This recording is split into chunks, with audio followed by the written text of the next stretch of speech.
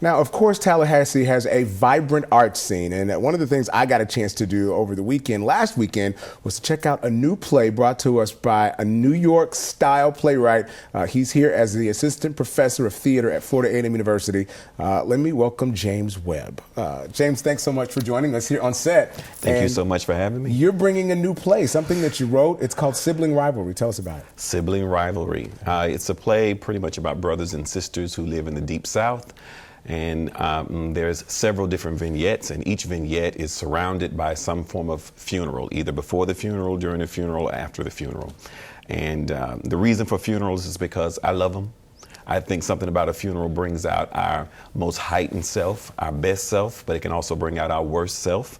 And truth is often told during a funeral. And what you see is you see these family members coming together and really dealing with truth in a way that they probably wouldn't have unless it was under those circumstances. And of course, truth can be funny, can be dangerous, can be hilarious, and you see all of that. Because funerals are, especially in the African-American culture, like family reunions. Oh, People totally. are coming back together, so it's not just, it's more of a celebration or homegoing. Right, there's some people in your family you don't see until a funeral. Yeah. And some people who you don't want to see, but you have to see at the funeral because of a funeral. And Yeah. because of that, all types of old baggage can come forth. And I think it's important for us to deal with that.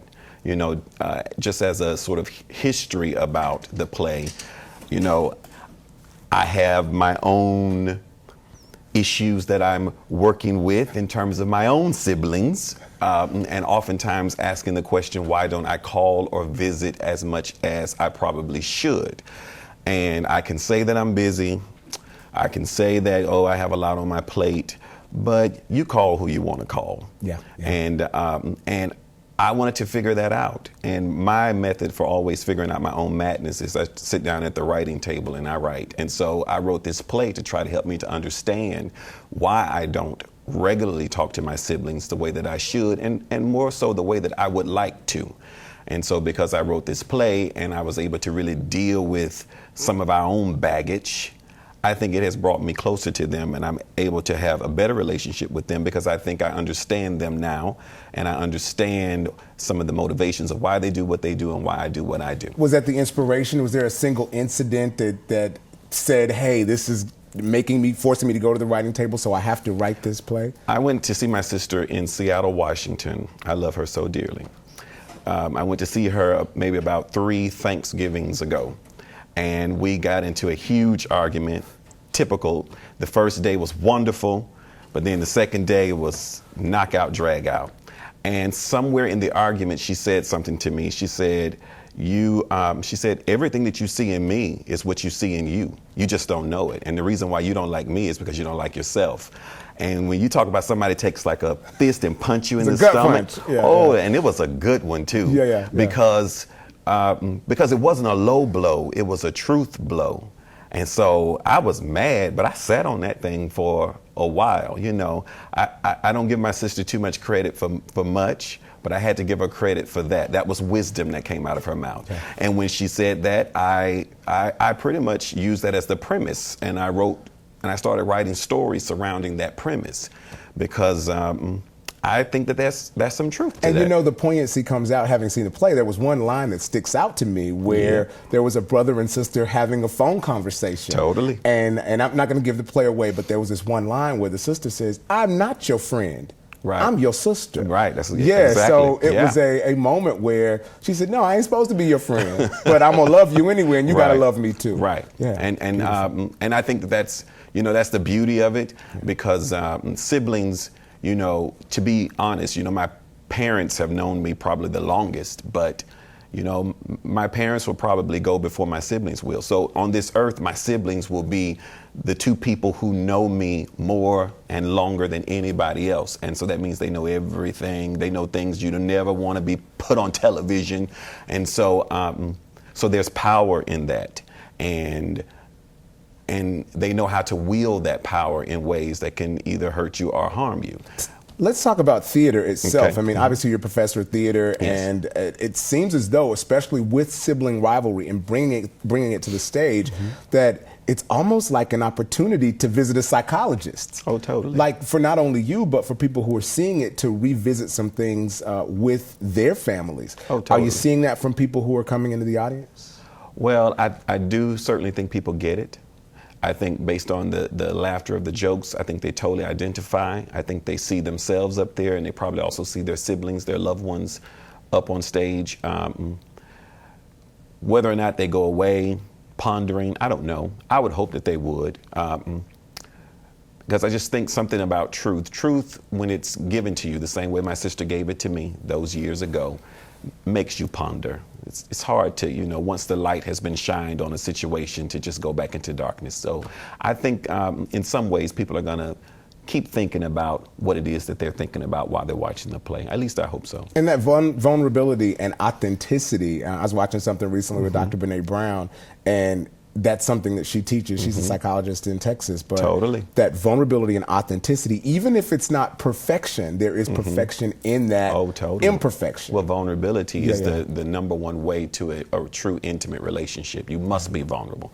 And I think that's one of the key factors. I mean, it's great that you mentioned those two words, because authenticity and vulnerability are the two very key themes that I use in a lot of my plays. Because in order for me to truly have a real relationship with anybody, whether that's God or my parents or whomever I'm with, you must be authentic. You have to be your true self, and then you also have to be open and vulnerable to the give and take of the relationship. Now, of course, Sibling Rivalry isn't your first play. What are the other works? What were they about? What did you write about? Well, it's interesting. Every summer I write a children's play. So I'm a managing director, and I'm also the playwright in resident for the Irene C. Edmonds Youth Theater Program, which is at Florida A&M University, and we do that in the summers. And in that program, I write an original play for 30 children to act in, and we don't just do kids stuff now. Those are some really good plays, and so those are some of the plays, and people may be familiar with those in terms of Josiah Returns, which was what we did last summer, and then there's Wrestling with Angels. We did that 2 summers ago.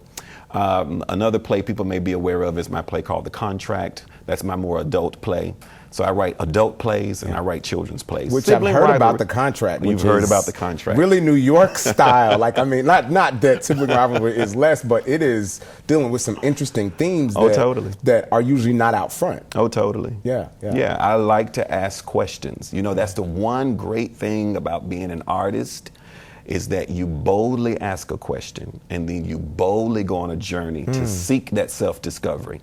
And if you're gonna do it, you do it, And because we get to play with characters, we get to let them do things that we might not ordinarily do in our regular life. And that play, The Contract, which deals with issues of authenticity, being who you truly are. It can be a bit much for some people, but we had a great turnout, and we had a good response when we were here in Tallahassee. I did it in New York and also did it here in Tallahassee. We did it twice, and I felt really good about it. And I thought the community was open to it, just like I think the community will be open to Sibling Rivalry. It does have some adult language in it, but that language stems from a place of truth, because there's certain people in your family who are going to speak using correct English. They're not going to use any swear words, and then you're going to have that 1 or 2 people in your family who are going to say every type of expletive that there is. Right. But that's truth. And what happens, the interesting thing is what happens when you put those 2 people in the same room. What types of sparks generate. So whatever language is in there comes from a place of truth, and the scenarios come from a place of truth. What inspires you? What inspires me is a journey of self-discovery. I believe that I'm on this planet to discover who I am, to ask questions, and to utilize relationships that I have as a part of that discovery. So whenever I do write a play, it's mainly for me to discover. I wanted to, with Sibling Rivalry, I wanted to discover what could bring me and my sister closer, what can make me be able to go visit her for more than 2 days, because at one point in my life I said 2 days, that's all I could ever do, is go see her for 2 days. But I wanted to explore what was really inside of me that was inhibiting me from having a real freedom in terms of that relationship. So anything I really write is about discovery. Even when I write the children's plays stem from something that I'm probably dealing with. Last summer in Josiah Returns, it was really based on the prodigal son, but I was dealing with an issue such as that, where I had done something I shouldn't have done, and then I was feeling really guilty about it, and but I wanted to be back to be my normal self, and how long was I going to carry that guilt? So I wrote this play to try to help me to understand what guilt is, because at the bottom of any human experience is fear. And that's what links us. That's what makes us all universal.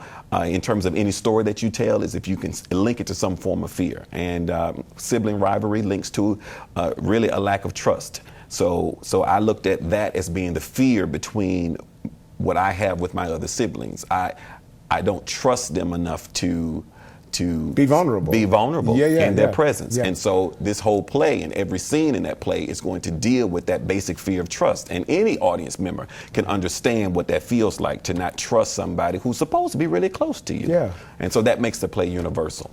I mean, it blows me away to see, you pushing the envelope on those kinds of issues and opening the door for the conversation. That's what we got to do. And a couple other questions. You're from the South, deep South, southern Mississippi. Can't you hear it? No, I can't hear it. You've been in New York a long time, but as far south as you can get before you get into the Gulf. Before you're in the water, right? Yeah. If you go any further, I'm from a little town called Moss Point, Mississippi, which is at the very tip of Mississippi. If you go any further, you'll probably step in the water and you'll drown.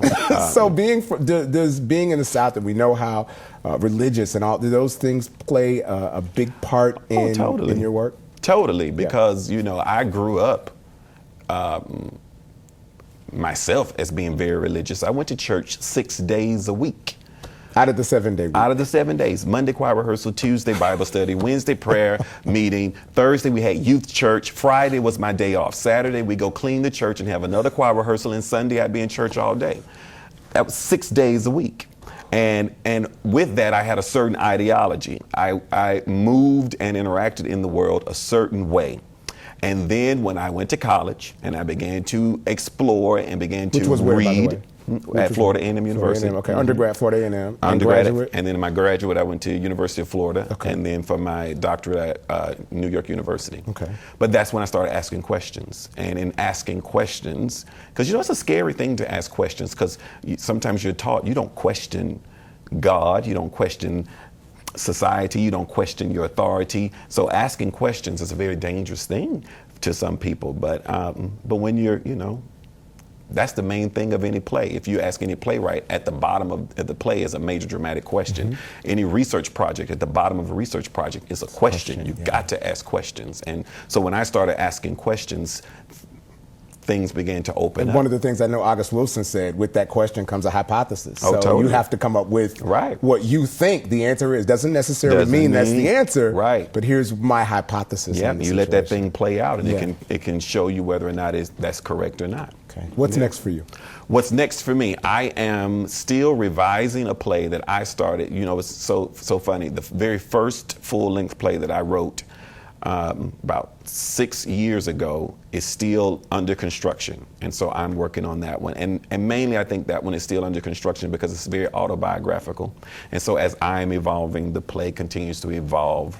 And so I'm working on that. I hope to be finished with that sometime, by the summer, so I can do some readings of that. I'm also finishing my dissertation, and a part of my dissertation is to write a play that deals with asking the question, why do African Americans stop going to the black church and choose not to return? So I'm asking that major question in the dissertation, and that will be a play in itself, and that play will happen more so in the spring. And so I will invite people to come see that, because I'm interested in what people's feedback is about that. Good stuff. James Webb, a high priest of the theater. Thanks so much for spending a few moments with us, James Webb. Thank you so much. I really appreciate this invitation. Sure thing. James is starring in and directing Sibling Rivalry. It's at the Southside Arts Complex. We'll leave details on the website.